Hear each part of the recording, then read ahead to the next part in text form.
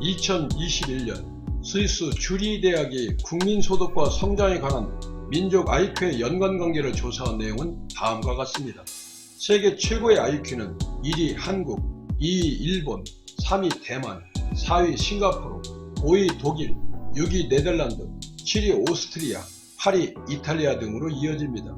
한국이 IQ가 최고인 이유를 5가지로 꼽고 있는데, 첫째는 한글의 우수성입니다. 일본이나 중국, 미국에 비해 일단 컴퓨터에 앉으면 문자 생성의 속도가 7배에 달한다고 합니다. 현대의 경쟁력은 10%만 더 높으면 이긴다고 하는데, 10% 경쟁력에서 우리는 이미 한글의 우수성에서 엄청나게 점수를 따고 들어가는 것입니다. 둘째는 높은 교육열과 높은 인구 밀도라고 합니다. 높은 교육열로 인해 한국에는 제 아무리 건달 깡패라도 정신 박약인이 아닌 이상은 의사표현을 글로서 전달할 수 있으며, 높은 인구 밀도로 인해 거미줄처럼 쌓여진 정보와 고속도로로 인터넷 최강국이 되어 가장 빠른 두뇌 회전과 정보 습득 능력을 갖춰가고 있습니다. 세 번째는 대한민국의 지세로 사계절이 뚜렷하여 두뇌 발전에 가장 좋은 조건을 보유하고 있고, 중국이나 미국에도 분명히 산삼이 있지만 우리나라의 10년 묵은 도라지보다 못한 약효성을 띠고 있다고 합니다. 네 번째는 한국의 전통문화로 숟가락과 젓가락 사용으로 어린아이 때부터 두뇌세포 발달이 뛰어나다는 점입니다. 은행원들이 돈 세는 모습을 본 외국인들은 마술이자 예술이라고 감탄과 극찬을 쏟아냅니다. 마지막으로 역사의 오랜 전통으로 5000년을 이어온 우리 민족 고유의 유구한 역사적 가치가 자긍심으로 전이되어 21세기 세계문화를 선도하고 있는데, 한국인의 정과 한이 미친 영향도 복합적으로 살펴보도록 하겠습니다. 한국인의 정서를 대표하는 건 정이 아닐까 생각됩니다. 어머니와 자식 사이의 모정, 아버지와 자식 사이의 구정, 남녀 사이의 애정, 친구 사이의 우정 등에서 볼 수 있듯이 우리들의 일상생활에서 폭넓게 지펴지고 있습니다. 그렇다면 사랑과 정은 같은 것일까요? 다른 것일까요? 타인을 좋아하고 소중히 여기는 마음이라는 측면에서 사랑과 정은 같다고 할 수 있겠지만, 모정을 어머니의 자식을 사랑하는 마음만이라고 하기에는 뭔가 부족해 보이는 것 같습니다. 정은 사랑만으로 설명할 수 없는 플러스 알파가 분명 있는 것 같습니다. 그놈의 정 때문에 나는 말에서 정의 진한 의미를 엿볼 수 있는데, 이성은 갈라서라고 하는데 정 때문에 헤어지지 못하게 됩니다. 미운정, 고운정이라는 말은 정은 좋은 감정이 쌓여 생기는 고운정도 있지만 나쁜 감정에서 생기는 미운정도 있습니다. 오랜 세월 동안 부대끼는 관계 속에서 그냥 마음에서 뭔가 해주고 싶은 감정, 그것이 바로 정이라 사료됩니다. 처음 보는 사람과 사랑을 할 수 있으나 정을 느낄 수 없는 것은 숙성된 시간이 없기 때문일 것입니다.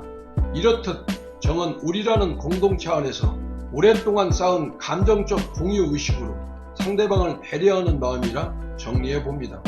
올림픽이나 월드컵 같은 큰 행사가 있을 때 국민 모두가 한마음으로 응원하고 기쁨과 안타까움을 같이 할 수 있는 것도 우리라는 공동체 안에서 감정을 공유하는 것에 익숙하기 때문일 것입니다.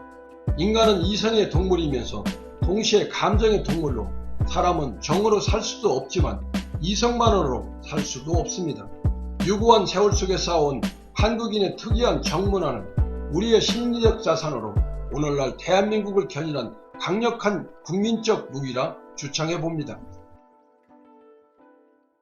누구나 한 번쯤은 한국인의 정서를 대변하는 감정이 한이라는 이야기를 들어봤을 겁니다. 한국인은 침략, 약탈, 전쟁, 저개발, 가난과 억압으로 점철된 근현대사를 감내해야 했고, 뜻대로 되지 않는 세상살이에 대한 원망을 한이라는 정서로 내면화하게 됐습니다. 더불어 여기에는 항상 다음 이야기가 덧붙여지고 있습니다. 한은 다른 민족들에게서 흔히 발견되는 원의 정서와 달리 가해자에 대한 복수를 함축하지 않는다는 점에서 특별하며, 한국인은 가슴속에 맺힌 응어리를 잔인한 복수가 아닌 방식으로 풀어내고자 하는 평화지향적인 민족입니다. 놀라운 사실은 1인당 국민소득이 3만 달러를 돌파하고 아시아 지역에서 가장 성숙한 민주주의 발전을 자랑하며 전 세계인들이 BTS의 음악과 한국의 드라마에 열광하는 현재에도 한국인에게 유사한 정서가 발견되는데 이는 바로 울분이라고 합니다. 최근 서울대 사회발전연구소, 보건사회연구소, 행복연구소 공동주최 국제학술 세미나에서 발표된 한국의 울분 결과에 따르면 지속적 울분을 느끼는 사람 32.8%와 심한 울분을 느끼는 10.7%를 포함해 43.5%가 만성적으로 울분을 느끼고 있는 것으로 나타났습니다. 특히 주목해야 할 점은 이 울분의 정서가 한국의 2030 세대에서 가장 두드러진다는 것입니다. 아리랑을 느리게 부르면 한이 되고 빠르게 부르면 흥이 되는 노래의 맛깔처럼 우리에겐 한을 흥으로 점화시키는 특별한 탤런트가 있는 민족임에는 틀림없는 것 같습니다.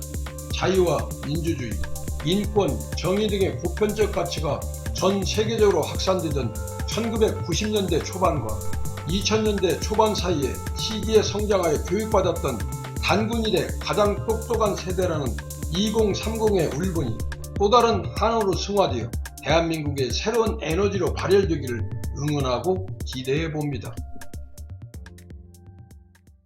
1960년대까지 세계에서 가장 우수한 두뇌를 가진 민족으로 유태인을 꼽았습니다. 그 이유는 세계 서양사에 동양이 최제대로 등장하기 이전이기 때문입니다.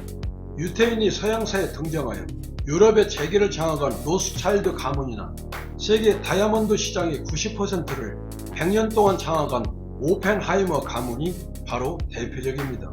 그런데 일본에 이어 대한민국과 중국의 경제발전이 가속되면서 평균적인 돈의를 평가해 본 결과 유태민족에 훨씬 뒤처지는 것으로 나타났습니다. 유태인과 한국인 사이에 이런 일이 있었습니다. 미국과 유럽 등지에서 생선과 식료품 유통에 탁월한 사업수완을 발휘했던 유태인들이 LA에 진출한 한국인들 때문에 도저히 사업을 할 수 없다고 공정거래법 위반으로 LA 지방법원에 소송을 제기했습니다. 사연은 이렇습니다. 새벽 5시에 싱싱한 생선과 채소를 구입하고자 도매시장에 가면 한국인들은 새벽 4시에 나와 있었고 유태인들이 새벽 4시에 나오자 한국인들은 새벽 3시에 나와서 줄을 서고 있었으며 유태인들도 새벽 3시에 나오자 한국인들은 그 전날 담요를 들고 와서 미리 죽치고 앉아버린 것입니다. 질려버린 유태인들은 한국인들 때문에 도저히 사업을 할 수 없다고 한탄했으며 물론 소송에서도 패소하고 말았습니다.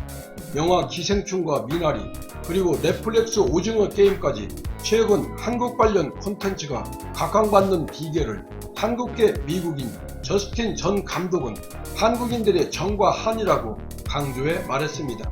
그는 외국 관객들은 정치나 문화는 모르지만 감정은 알 수 있다며 죽도록 싫어하면서도 죽도록 사랑할 수밖에 없는 감정들이 모든 한국 영화에 들어가 공감대를 형성한다고 말했습니다.